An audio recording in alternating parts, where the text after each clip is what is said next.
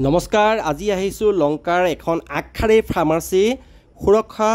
মেডিকেললৈ আৰু ইয়াত আপোনালোকে লগ পাব প্ৰতি মাহৰ প্ৰথম আৰু তৃতীয় শনিবাৰে দিনৰ 2 বজাৰ পৰা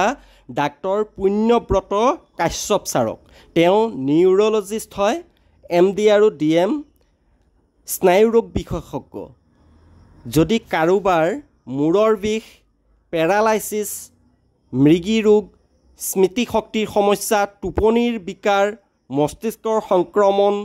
মেৰুদণ্ডৰ ৰোগ জঠৰতা ইত্যাদি বেমাৰ যদি কাৰোবাৰ আছে আপোনালোকে শীঘ্ৰে যোগাযোগ কৰিব পাৰে মই ওপৰতে নাম্বাৰটো দি দিছো